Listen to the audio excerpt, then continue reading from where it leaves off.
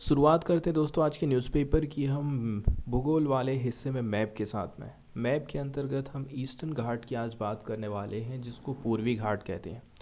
अब जो चूंकि पूर्वी घाट की पट्टी है, पूर्वी घाट की जो पहाड़ियां हैं कंटिन्यू पूरब में, पूरब में यदि हम बात करें उड़ीसा से लेकर के नीचे की तरफ चलते जाते हैं, आंध्र प्रदेश, तमिलनाडु, कर्नाटका, तेलंगाना, कंटिन्यू एक पट्टी के रूप में ये पहाड़ियाँ फैली हुई हैं। यूपीएससी ने 2021 में एक क्वेश्चन किया था कि ईस्टर्न घाट से निकलने वाली नदियों को आपको पहचानना था, कौन कौन सी नदियां हैं जो कि पूर्वी घाट से निकली हैं। अब आप सोचिए, हम किताब में जिस हिसाब से पढ़ रहे हैं उस हिसाब से हम इस क्वेश्चन का आंसर नहीं दे पाते। ठीक है, इसलिए हमें समझने की कोशिश करना है कि किस प्रकार से क्वेश्चन बनाए जा रहे हैं और हमें किस प्रकार से पढ़ाई करना है। तो सबसे पहले तो आप ये देख लीजिए कि जो ईस्टर्न घाट है और यहाँ से निकलने वाली जो नदियाँ हैं, हमें पता है कि जो ईस्टर्न घाट है उड़ीसा, आंध्र प्रदेश, तमिलनाडु, कर्नाटक और तेलंगाना में फैला हुआ है। इसका मतलब ये है जितनी भी जो नदियाँ यहाँ पर पूछी गई हैं ना, ये नदियाँ इन्हीं राज्यों की हो सकती हैं। क्वेश्चन में हमसे पूछा था निम्नलिखित नदियों पर आपको विचार करना है। ब्राह्मणी, नागावली, सुवर्णरेखा और वंशधारा, कौन कौन सी नदियां हैं जो कि पूर्वी घाट से निकली हैं। अब आप देख लीजिए, इनमें से किसी की भी जानकारी हमारे पास नहीं है अभी तक। ब्राह्मणी, नागावली, सुवर्णरेखा और वंशधारा। अब चूंकि ये जो रिवर है ना, ज़्यादातर उड़ीसा, आंध्र प्रदेश, तमिलनाडु, कर्नाटक या फिर तेलंगाना की होंगी। और जबकि हम मेनली जो अध्ययन करते हैं बड़ी बड़ी नदियों के बारे में अध्ययन करते हैं, गंगा, ब्रह्मपुत्र, सिंधु, नर्मदा, ताप्ती, ये छोटी मोटी नदियों के बारे में हम भूल जाते हैं, इसीलिए हमसे गलती हो जाती है। देखिए, ईस्टर्न घाट से होते हुए जो नदियाँ गुजरती हैं वो तो काफ़ी आसान है उनका उत्तर बताना, जैसे कि ब्राह्मणी, गोदावरी, कावेरी, कृष्णा, महानदी। ठीक है, इसके अलावा सुवर्ण रेखा, तुंगभद्रा, ये सारी नदियाँ ईस्टर्न घाट से होते हुए गुजरती हैं। लेकिन जो नदियाँ यहाँ से ओरिजिनेट हो रही हैं ईस्टर्न घाट से, ये बहुत इम्पोर्टेंट है और इनकी जानकारी हमें नहीं रहती है। बैतरणी, इसके अलावा ऋषिकल्या रिवर, ठीक है, Vasundhara river, Palar river, Nagavali river. तो यहाँ दो नदियों के नाम तो इसने दे दिया था। दो नदियाँ कौन कौन सी थी? एक रिवर थी नागावली और दूसरी थी वंशधारा। मतलब ये जो आप चौथे नंबर की रिवर देख रहे हैं, रिवर वंशधारा, और Vamsadhara is an important east flowing river between Rushikulya and Godavari, Orissa and Andhra Pradesh state in India. दो स्टेट से होकर के ये गुजरती है, वंशधारा रिवर। दूसरी जो नदी थी वो थी नागावली रिवर। रिवर नागावली, जिसको हम लंगुलिया भी बोलते हैं, one of the main river of southern Odisha and north Andhra state in India between Rushikulya and Godavari basin. दो नदियों के बीच में इसकी लोकेशन बताई गई है। बाकी की जो नदियाँ थी, ब्राह्मणी और सुवर्ण रेखा, यहाँ से बाहर हो जाएंगी। इसके बाद पहली पीआईबी की न्यूज़ हम देखने वाले हैं ब्राज़ील के राष्ट्रपति लूला डी सिल्वा से रिलेटेड। वामपंथी नेता लुइज इनासियो लूला डी सिल्वा ने ब्राज़ील के राष्ट्रपति के रूप में शपथ ली है। ये तीसरी बार उन्होंने शपथ लिया है, वो तीसरी बार ब्राज़ील के राष्ट्रपति बने हैं। ब्राज़ील राष्ट्रपति चुनाव में जायर बोल्सोनारो को वामपंथी नेता लुइज इनासियो लूला डी सिल्वा से हार का सामना करना पड़ा।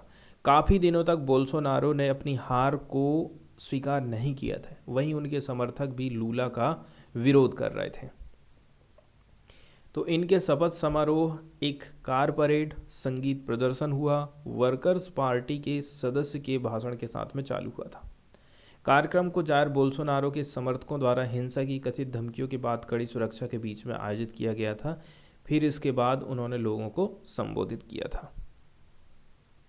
तो ये छोटी सी न्यूज़ थी जस्ट फॉर हमारे नॉलेज के लिए कि तीसरी बार ये जो है ब्राज़ील के राष्ट्रपति बन गए हैं। तो प्रधानमंत्री की तरफ से उनको बधाई दी गई है, उसी से रिलेटेड ये न्यूज़ आई थी। प्रधानमंत्री नरेंद्र मोदी ने लुइज इनासियो लूला डी सिल्वा को ब्राज़ील के राष्ट्रपति के रूप में बधाई दी है। इसके बाद वाली न्यूज़ हम देखने वाले हैं डीमोनेटाइजेशन से संबंधित। डीमोनेटाइजेशन जिसको हम हिंदी में विमुद्रीकरण कहते हैं। विमुद्रीकरण के अंतर्गत आप सभी को पता है कि सरकार ने क्या काम करी थी। मार्केट में अभी जितने भी नोट चल रहे थे उसमें न से सरकार ने निर्धारित कर ली कि इतने इतने रुपए वाले नोट को हम अभी फ़िलहाल वापस ले रहे हैं, इसके बाद हम नई नोट जारी करेंगे। इससे क्या फ़ायदा होता है, मार्केट में जो काला धन है ना, वो काला धन सरकार नष्ट कर देती है। जब सरकार पुरानी मुद्रा को कानूनी तौर पर बंद करके नई मुद्रा लाने की घोषणा करती है तो इसे हम डीमोनेटाइजेशन कहते हैं, विमुद्रीकरण इसको कहा जाता है। इसके बाद पुरानी मुद्रा अथवा नोटों की कोई कीमत नहीं रह जाती। हालांकि सरकार द्वारा पुराने नोटों को बैंकों से बदलने के लिए लोगों को समय भी दिया जाता है ताकि वे अमान्य हो चुके अपने पुराने नोटों को बदल सकें। तो 8 नवंबर 2016 को प्रधानमंत्री ने 1000 और 500 रुपये के नोट बंद करने की घोषणा करी थी, मतलब डीमोनेटाइजेशन की घोषणा करी थी। आरबीआई गवर्नर उर्जित पटेल ने भी सरकार की इस घोषणा का समर्थन किया था। इसके बाद 500 और 2000 रुपये के नए नोट लेकर के सरकार मार्केट में आई। आरबीआई के अनुसार 31 मार्च 2016 तक भारत में 16 लाख करोड़ रुपया मूल्य के नोट बाजार में थे। 16 लाख करोड़ रुपया, जिसमें से लगभग 14 लाख करोड़ रुपए 500 और 1000 के नोटों में थे। 1938 में गठित भारतीय रिजर्व बैंक ने अभी तक 10,000 रुपये से अधिक का नोट जारी नहीं किया है। तो विमुद्रीकरण डीमोनेटाइजेशन क्यों किया जाता है? काला धन, भ्रष्टाचार, नकली नोट, आतंकवादी गतिविधियों पर अंकुश लगाने के लिए सरकारें डीमोनेटाइजेशन का फैसला लेती हैं। अवैध गतिविधियों में जो लोग लगे हुए हैं नोटों को अपने पास ही रखते हैं, ऐसे में डीमोनेटाइजेशन से सीधे उन पर चोट लगती है। कई बार नगद लेन देन को क्या किया जाता है, हतोत्साहित मतलब बंद करने, कम करने के लिए नोटबंदी की जाती है। तो मोदी सरकार को भी उम्मीद थी कि नोटबंदी से कालाधन, नकली नोट, आतंकवाद पर अंकुश लगेगा। हालांकि नोटबंदी के चलते आम आदमी को भी काफ़ी सारी मुश्किलों का सामना करना पड़ा था और इसी को लेकर के सुप्रीम कोर्ट में भी सुनवाई हुई थी कि ये ठीक था कि नहीं था। तो भारत में इतिहास यदि हम देखें तो पहली बार 1946 में 500, 1000 और 10,000 के नोटों को बंद करने का फैसला लिया गया था। फिर 1970 के दशक में भी प्रत्यक्ष टैक्स, डायरेक्ट टैक्स की जांच से जुड़ी वांचू कमेटी ने डीमोनेटाइजेशन का सुझाव दिया था, लेकिन सुझाव सार्वजनिक नहीं हो सका, जिसके चलते नोटबंदी नहीं हो पाई थी। फिर जनवरी 1978 में मोरारजी देसाई की जनता पार्टी सरकार ने एक कानून बना करके 1000, 5000 और 10,000 के नोट बंद कर दिए थे। हालांकि तत्कालीन आरबीआई गवर्नर आईजी पटेल ने इस नोटबंदी का विरोध किया था। कई बार सरकार पुराने नोटों को एकदम बंद करने की बजाय धीरे धीरे बंद कर देती है। 2005 में मनमोहन सिंह की कांग्रेस सरकार ने 500 के 2005 से पहले के नोटों का डीमोनेटाइजेशन कर दिया था। तो ये तो थी डीमोनेटाइजेशन से जुड़ी कुछ जानकारी। अब हम डीमोनेटाइजेशन के बारे में तो देख चुके हैं कुछ बेसिक। इसके बाद हम समझेंगे कि ये जो सुप्रीम कोर्ट में सुनवाई चल रही है डीमोनेटाइजेशन को लेकर के, तो उसमें सुप्रीम कोर्ट ने क्या वर्डिक्ट दिया है। सुप्रीम कोर्ट ने कहा है जिस प्रोसेस को लेकर के डीमोनेटाइजेशन किया गया है वो प्रोसेस एकदम सही है। मतलब केंद्र सरकार ने जिस प्रोसेस को अपनाया है डीमोनेटाइजेशन करने के लिए वो सही है। लेकिन बस एक ही सुप्रीम कोर्ट के जज ऐसे हैं, जस्टिस बीवी नागरत्ना, जिन्होंने इसके खिलाफ में वर्डिक्ट दिया था। The RBI act does not envisage initiation of demonetisation of bank notes by centre subsection 2 of section 26 of the act contemplate demonetisation of bank notes at instance of central board of the Reserve Bank of India. इनका ऐसा कहना था कि ये जो है ना कानून के खिलाफ था।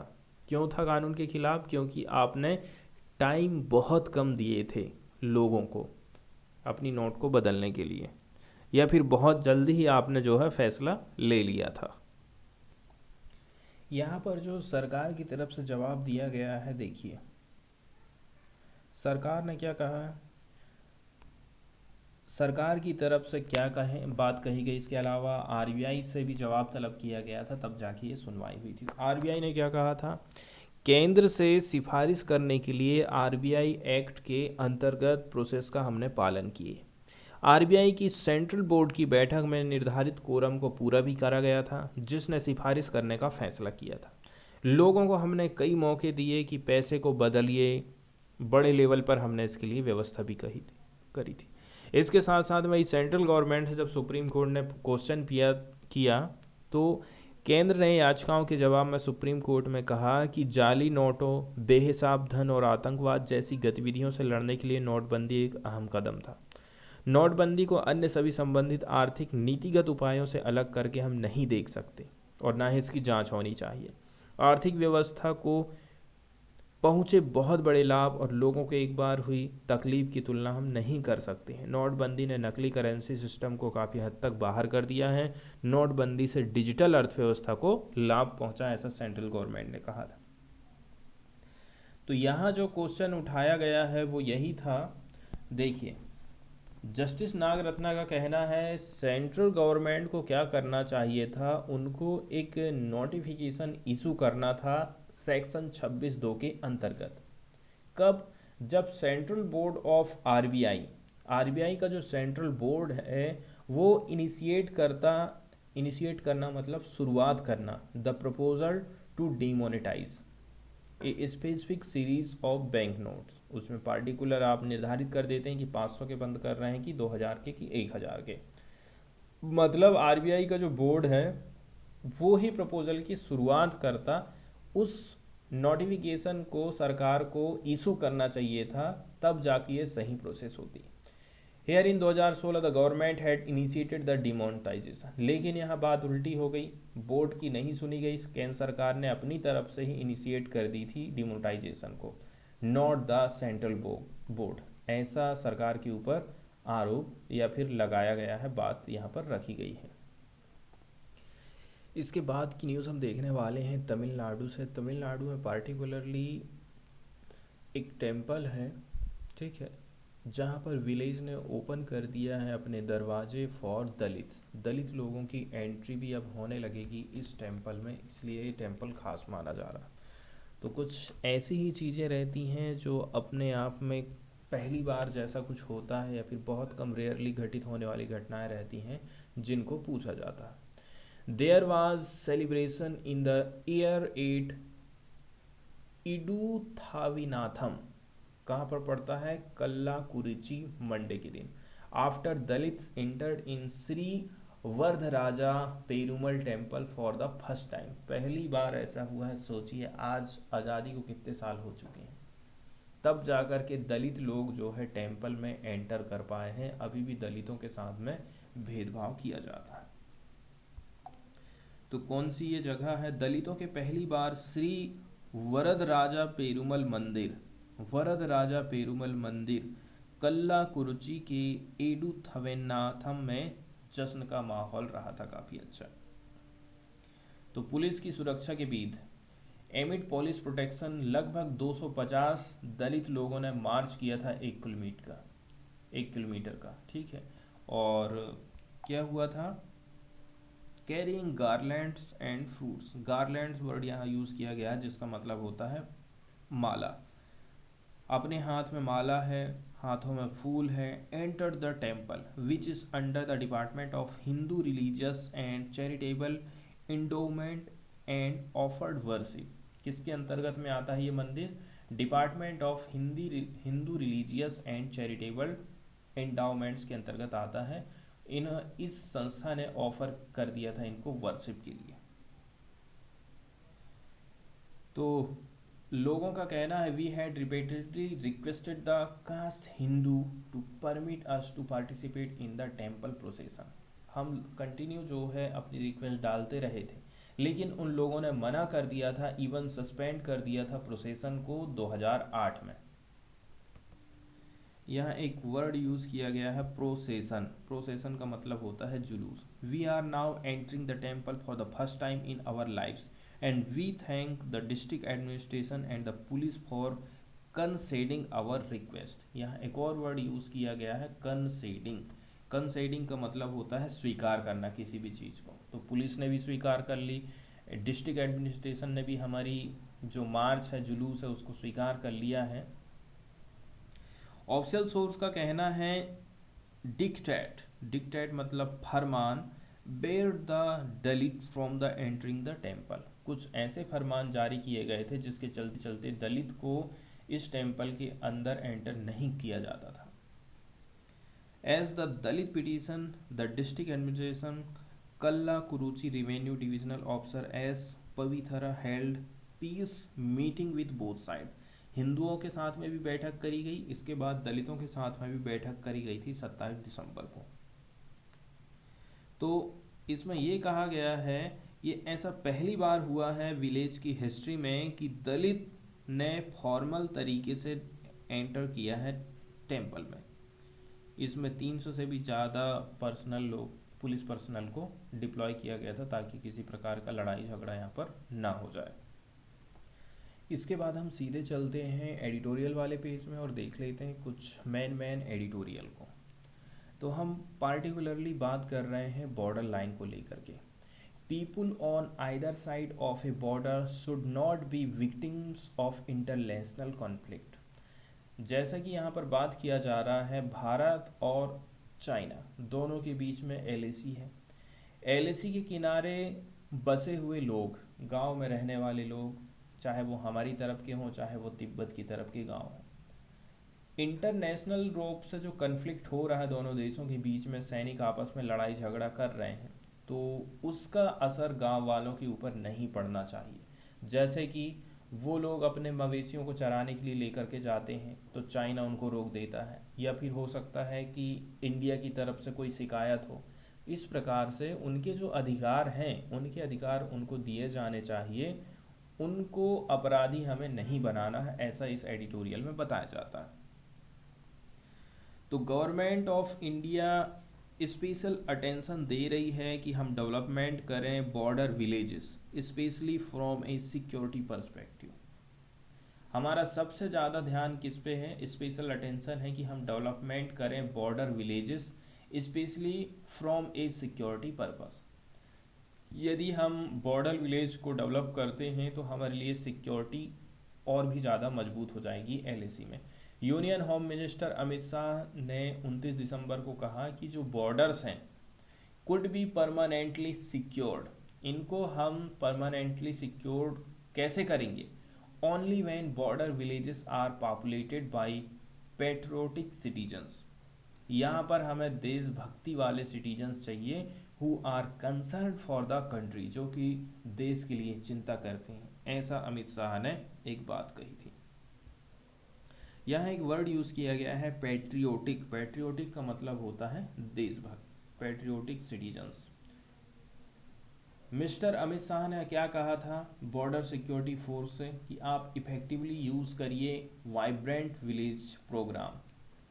बीएसएफ को कहा है कि आप चालू कर दो वाइब्रेंट विलेज प्रोग्राम, जो कि अनाउंस किया गया था सेंट्रल गवर्नमेंट की तरफ से 2022 के बजट में, ताकि प्रमोट किया जा सके डेवलपमेंट और कम्युनिकेशन बॉर्डर विलेज में। एक गांव दूसरे गांव से कैसे जुड़ेगा, गांव का विकास कैसे होगा, इसके लिए केंद्र सरकार ने वाइब्रेंट विलेज प्रोग्राम लेकर के आई थी 2022 के बजट में।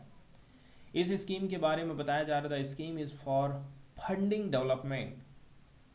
इसके अंतर्गत हम फंडिंग प्रोवाइड करेंगे बॉर्डर विलेजेस को with Spurs population, limited connectivity infrastructure often get left out from the development gains.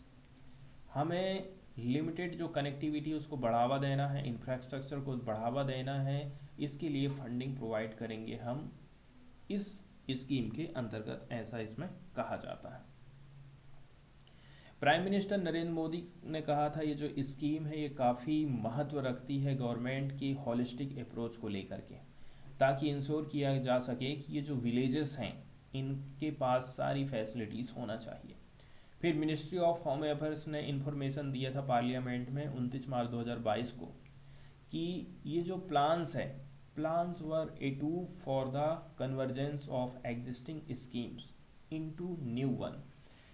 Already जो स्कीम चल रही है उनको हम जो है नया रूप देना चाहते हैं, एंड एन इम्प्लीमेंटेशन फ्रेमवर्क, और इनके लिए हम इम्प्लीमेंटेशन के लिए फ्रेमवर्क तैयार कर रहे हैं, जो भी फंड रिक्वायरमेंट्स है, इसके अलावा मॉडलिटीज़ वर बीइंग फाइनलाइज, ये सारी चीज़ें फाइनलाइज होने वाली हैं।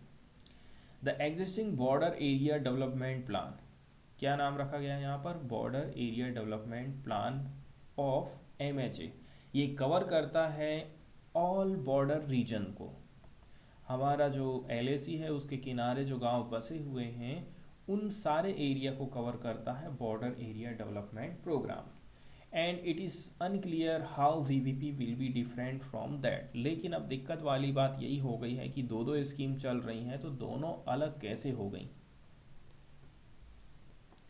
अब आप देख रहे हैं 1 साल हो चुके हैं इस अनाउंसमेंट के, there is a little clarity, यहाँ पर बहुत कम क्लियरिटी है ऑन द डिटेल को लेकर के, VVP प्रोग्राम को लेकर के। इसमें इंक्लूड है on the question of whether it will cover all border areas. पहला क्वेश्चन ये उठाया जा रहा है इस स्कीम के अंतर्गत, क्या पूरा का पूरा जो बॉर्डर एरिया उसको कवर किया जाएगा, या फिर केवल नॉर्दर्न बॉर्डर विथ चाइना के साथ में बजट में जैसा कि मेंशन किया है उसको हम कवर करने वाले हैं।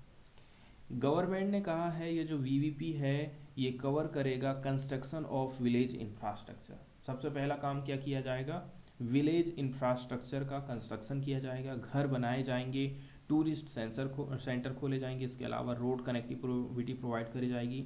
इसके साथ साथ में provisioning of decentralise renewable energy, decentralise renewable energy के कुछ प्रोग्राम चलने वाले हैं। डायरेक्ट टू हैम DTH की सुविधा आपको मिल जाएगी for Doordarshan and educational channels, and support for livelihood generation. बहुत सारे काम की लिस्ट यहाँ पर केंद्र सरकार ने बढ़ाई थी। There were also plan to open villages along the China border in Himachal, Uttarakhand, Sikkim, Arunachal Pradesh, union territory of Ladakh for tourist. बात करी जा रही है कि देखिए हमारे ये भी प्लानिंग है कि हम ओपन करेंगे विलेजेस चाइना की बॉर्डर के साथ में, जहाँ जहाँ स्टेट जो स्टेट हमारे टच करते हैं, जैसे कि Himachal Pradesh, Uttarakhand, Sikkim, Arunachal Pradesh, union territory of Ladakh, tourist लोगों के लिए। मिनिस्ट्री ऑफ होम अफेयर ने रिसेंटली इन्फॉर्मेशन दिया था पार्लियामेंट स्टैंडिंग कमेटी को कि जो बजट प्रोविजंस हैं इस प्रोग्राम के लिए ये सेंड कर दिया गया है एक्सपेंडिचर फाइनेंस कमेटी को, ताकि इसको अप्रूवल मिल सके। Holding border areas close to the rest of country is a dynamic challenge and requires a sensitive approach. बहुत बड़ा चैलेंज का काम है हमारे देश के लिए, और इस यहाँ पर सेंसिटिव अप्रोच की ज़रूरत है। बॉर्डर डिवाइड करती है peoples of shared ethnic and cultural heritage को, who are unmoved by rivalries of nation that animate strategists, they should not be challenge to be the vanguard मतलब होता है अग्रदूत ऑफ पैट्रियोटिज्म।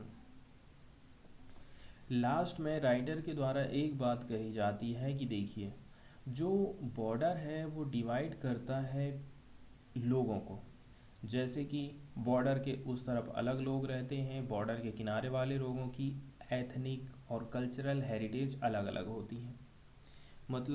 मतलब कि सीमा जो होती है साझा जाति और सांस्कृतिक विरासत के लोगों को बांटने का काम करती है, जो रणनीतिकारों को चेतन करने वाले राष्ट्रों की प्रतिद्वंदिता से अविचलित हैं, उससे उनको कोई फर्क नहीं पड़ता। अब आप ये कहो कि आप देशभक्ति के अग्रदूत बनो, तो इस प्रकार की चुनौती उनको नहीं दी जानी चाहिए, ऐसा राइटर की तरफ से कहा जाता है। इसके बाद वाला जो आर्टिकल है जेल में रह रहे कैदियों की दशा को लेकर के लिखा गया है। यहाँ पर द्रौपदी मुर्मू के द्वारा एक अंश सुनाया गया था। उन्होंने कहा था कि मैं कई सारी जेलों की विजिट करी हूँ। जेल में जो रह रहे कैदी हैं उन्हें अपने मौलिक अधिकारों के बारे में जानकारी नहीं होती है, और इसी के चलते चलते उनके अधिकारों का हनन होता है। She highlighted that these individuals were often unaware of their fundamental rights. उनके जो मौलिक अधिकार हैं उनकी उन्हें जानकारी नहीं रहती, and had been incarcerated for prolonged periods for minor offenses. ठीक है, और बताया जा रहा है कि जो छोटे मोटे अपराध हैं लंबे समय तक जेल में काट रहे हैं, जबकि गरीबी से जूझ रहे उनके फैमिली उनको उबारने में, struggling with poverty were unable to bail out them, और उनके परिवार उनको जेल से बाहर नहीं निकाल पा रही। प्रेसिडेंट मुर्मू ने जोर दिया कि कैसे करके जुडिशरी, एग्जीक्यूटिव और लेजिस्लेचर तीनों को आपस में मिलकर के काम करना चाहिए ताकि जेल में इस प्रकार के जो कैदी रह रहे हैं उनकी सहायता की जा सके। And concluded by poignantly asking how are we claiming that we are progressing as nation। ऐसे में हम कैसे कह सकते हैं कि हमारा देश प्रगति कर रहा है। if we are still building prisons to address the issue of overcrowding, क्या हम इसलिए जेल बना रहे हैं कि जो भीड़ भाड़ बढ़ रही है उसको कम करें, या फिर खाली जेल भरने के लिए ही जेल बनाई जा रही हैं। तो जून लास्ट ईयर की यदि हम बात करें, जो एलजी हैं दिल्ली के lieutenant governor of Delhi Vinay Kumar Saxena ने दिशा निर्देश जारी किया था दिल्ली डेवलपमेंट अथॉरिटी को कि आप एलोकेट करिए 1.6 lakh square metre land Delhi के प्रिजन डिपार्टमेंट को, ताकि कंस्ट्रक्ट किया जा सके एक डिस्ट्रिक्ट प्रिजन कॉम्प्लेक्स। ठीक है, डिस्ट्रिक्ट प्रिजन कॉम्प्लेक्स नरेला में बनाने की बात करी जा रही थी। डीडीए ने रिसीव किया था 135 करोड़ रुपया from the prison administration for the land thus far and is demanding a further payment of 29 crore, मतलब अभी भी और ज़्यादा इनको रिक्वायरमेंट है। ऑफिशियल का क्लेम क्या है, that the prison is to be constructed in 2 phases। हम जेल को 2 फेज में बनाएंगे, the first for high risk offenders and second is for under trial. जो ज़्यादा गंभीर अपराध वाले जो लोग हैं उनके लिए जेल बनना है, फिर सेकंड फेज में बनेगा जो लोग अंडर ट्रायल में चल रहे हैं। ठीक है, अब यहाँ पर आर्किटेक्चर की रीथिंकिंग की बात करी जाती है। फर्स्ट फेज में क्या होगा, ऐसा एक्सपेक्टेशन लगाया जा रहा है कि ये कंप्लीट हो जाएगा अप्रैल 2024 तक। A high security jail is to be build in the complex में हाई सिक्योरिटी वाला जेल बनाया जाएगा जिसकी कैपेसिटी रहेगी 250 हाई रिस्क प्रिजनर्स की। फिर जो प्रिजन का administration has incorporated stringent security measure. यहाँ का जो एडमिनिस्ट्रेशन है जो इसकी देखरेख कर रहा है वो क्या काम करेगा, यहाँ पर कठोर से कठोर सिक्योरिटी उपायों को अपनाएगा in the design such as constructing high walls. ऊंची ऊंची दीवारें यहाँ पर बनाई जाने वाली हैं between cells to prevent inmates from viewing others. एक कैदी दूसरे कैदी को देख तक नहीं पाएगा। And interacting with each other, एक दूसरे को इंटरेक्ट भी नहीं कर पाएंगे। As well as building office space between cells to facilitate surveillance. कुछ ऑफिस भी बनाए जा रहे हैं ताकि ये जो अपराधी हैं इनके ऊपर सर्विलांस रखा जा सके। लेकिन यहाँ पर जो है आलोचना भी करी जाती है इस प्रकार के जो कंस्ट्रक्शन किए जा रहे हैं उसकी।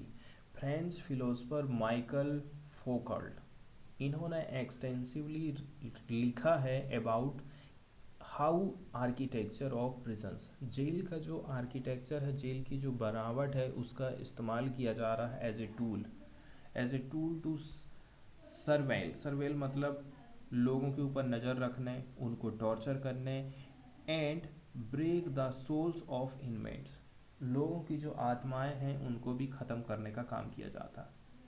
With this prison design, the Delhi prison administration is essentially creating solitary का मतलब होता है एकांत। अब आप इतनी ऊंची दीवार बना दे रहे हो, एक कैदी दूसरे कैदी को देख तक नहीं पाएगा, तो इसका मतलब ये है आप कैदी के लिए एकांत का वातावरण पैदा कर रहे हैं। कन्फाइनमेंट वर्ड यूज़ किया जिसका मतलब होता है कारावास। Which will have a severe detrimental affect on the prisons mental health, लेकिन इसका सबसे ज़्यादा असर उनकी मेंटल हेल्थ के ऊपर पड़ने वाला है, ऐसा यहाँ पर बताया जाता है। अब जैसे कि इस बात का समर्थन यहाँ पर बताया जाता है फ्रैंक गेहरी के द्वारा। इन्होंने 2017 में क्या काम किया था, अपने स्टूडेंट लोगों को कहा था कि आप जेल की परिकल्पना करिए कि जेल का डिज़ाइन कैसा होना चाहिए। तो स्टूडेंट लोगों ने क्या काम किया था, उन्होंने कहा कि देखिए ओपन एंड कम्युनल स्पेस रखा, फ्रेश एयर के लिए जगह होना चाहिए, and space for family visit, family visit के लिए स्पेस होना चाहिए एंड थेरेपी के लिए भी स्पेस इन्होंने रखा था। Their versions of prisons looked like university campus, उनका जो जेल है वो कैसा दिख रहा है, यूनिवर्सिटी के कैंपस की तरह दिख रहा है, बच्चों ने ऐसा सोचा था। हेल्थ एंड वेलनेस फैसिलिटीज़ है, इसके अलावा मोनास्ट्रीज है एंड कम्युनल कॉम्प्लेक्स है, emphasising the need to break away from the traditional conception, जो ट्रेडिशनल कॉन्सेप्ट चल रहा है उससे हट करके बच्चों ने जेल की परिकल्पना करी थी। तो इसी प्रकार से आज के टाइम में भी जेलों को बनाने की ज़रूरत है, ऐसा यहाँ पर बताया जाता है। देखिए, prisons in India are still governed by the prisons act 1894। हमारे देश में क्या है, 1894 का कानून चलता है जिसके माध्यम से जितने भी जेल बनाए गए हैं उनकी गवर्निंग की जाती है, जो कि कॉलोनियल लेजिस्लेशन है विच ट्रीट प्रिजनर्स एज सब पार सिटीजन्स। ठीक है, ये जो कानून है अंग्रेज़ों के ज़माने का है, जो कि कैदियों को उपनागरिक के तौर पर मानता है और पुनर्वास के बजाय प्रतिशोधात्मक होने के लिए सज़ा का कानूनी आधार प्रोवाइड कर रहा है कि बदला लो इनको कैसे भी करके। ये कानून बहुत ज़्यादा जातिवादी हैं। ठीक है, यहाँ पर इस प्रकार की भी बातें करी जाती हैं, आरोप भी लगाए जाते हैं कि ये जो अंग्रेज़ों के ज़माने का कानून चला आ रहा है वो जातिवाद को बढ़ावा देता है। जातिवाद को बढ़ावा देता है मतलब ये अत्यधिक जातिवादी, और अंग्रेज़ों द्वारा तैयार किए जाने के बाद से काफ़ी हद तक चेंज इनमें नहीं हुआ है। एग्जाम्पल के लिए कुछ जेल मैनुअल जाति व्यवस्था द्वारा निर्धारित शुद्धता पर ध्यान केंद्रित करना जारी रखते हैं और कैदी की जाति पहचान के आधार पर जेल में काम सौंपते हैं। आज भी हम देखेंगे कि जो प्रिजनर्स हैं उनको जाति के आधार पर काम सौंपे जा रहे हैं, इसलिए हम ये कह सकते हैं कि ये जो नियम कानून है जातिगत भेदभाव करते हैं। Furthermore Dalits and Adivasis are over represented in Indian prison. सबसे ज़्यादा जेलों में कौन लोग भरे हुए हैं, आदिवासी और दलित लोग भरे हुए हैं। The national Dalit movement for justice and national centre for Dalit human rights report, जिसका नाम है criminal justice in the shadow of caste, explain करती है कि सोशल, इसके अलावा systematic legal and political barriers that contribute to this. इसका रीजन क्या है, समाज, सिस्टमेटिक कुछ कानून बनाए गए हैं, पॉलिटिकल बैरियर्स हैं जिसके चलते चलते ऐसा हुआ। Legislation such as habitual offenders act and beggary laws allow the police to target them for reported crimes. कुछ कुछ कानून ऐसे हैं जिनके चलते चलते पुलिस उनको टारगेट कर लेती है। देखिए, यहाँ जो एक रीज़न बताया जा रहा है, प्राइमरी रीज़न, कि आखिर क्यों हमारे जो जेल हैं ओवर क्राउड होते जा रहे हैं, because India has not done enough to truly prevent crime. हमने ऐसा कोई सच में काम ही नहीं किया है जिससे कि हम क्राइम को रोक सकें। हमारी अप्रोच क्राइम के प्रति कैसी होना चाहिए, प्रिवेंटिव होना चाहिए, ना कि रिएक्टिव होना चाहिए।